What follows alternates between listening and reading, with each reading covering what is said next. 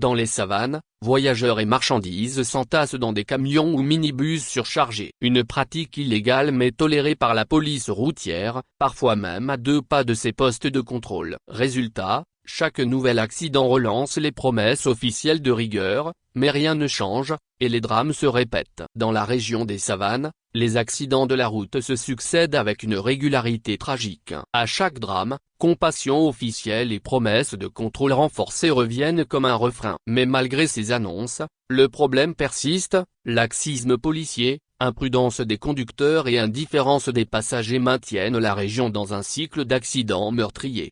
Les véhicules affectés au transport des marchandises ne doivent pas servir au transport de passagers, martelait en décembre 2021 le ministre de la Sécurité et de la Protection civile de l'époque, Yark Damehan, appelant au respect scrupuleux du code de la route.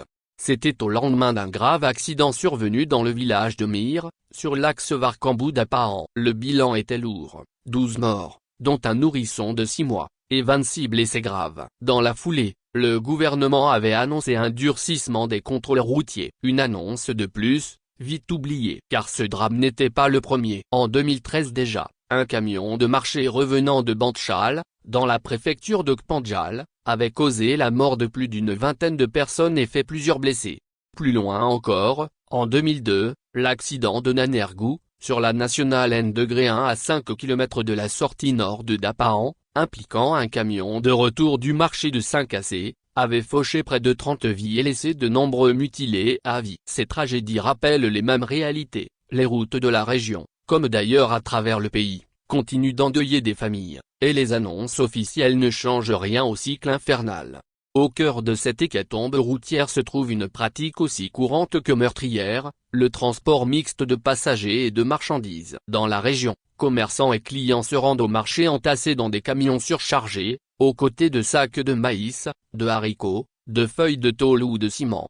Selon des témoins, le bilan de l'accident survenu samedi dernier aurait pu être moins lourd si le minibus ne transportait pas des sacs de soja, de maïs et d'haricots. Plusieurs victimes se sont retrouvées coincées sous les sacs de céréales, au point qu'il a fallu éventrer certains d'entre eux pour les dégager.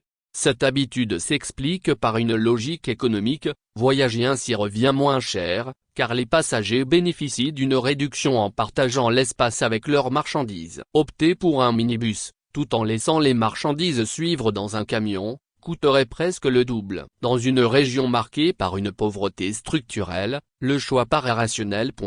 Jusqu'au moment où l'accident survient. Mais au final, la vie humaine, elle, n'a pas de prix. À cette imprudence collective s'ajoute le laxisme des forces de sécurité routière. Si les contrôles sont parfois implacables contre les motocyclistes sans casque ou les automobilistes qui brûlent un feu tricolore, ils se montrent étrangement tolérants face à des camions vétustes circulant avec des systèmes de freinage défaillants, des pneus lisses ou des phares inexistants.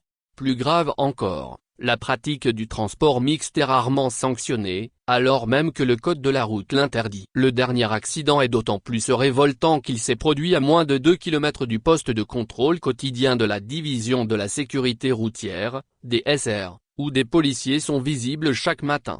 Que vaut donc cette présence si les infractions les plus dangereuses passent inaperçues? Et pourquoi les agents de la DSR ne subissent-ils aucune sanction disciplinaire malgré la récurrence des drames? À chaque accident grave, les autorités réagissent par des promesses de rigueur. Ainsi, le gouverneur de la région des Savanes a annoncé le 28 juillet un durcissement des contrôles routiers à compter du 1er août. Mais cette fermeté de façade ressemble à un feu de paille. Le temps que l'émotion s'estompe, les vieilles habitudes reprennent le dessus. Tant que les autorités se contenteront de discours et que les policiers fermeront les yeux, les routes des savanes resteront des cimetières à ciel ouvert.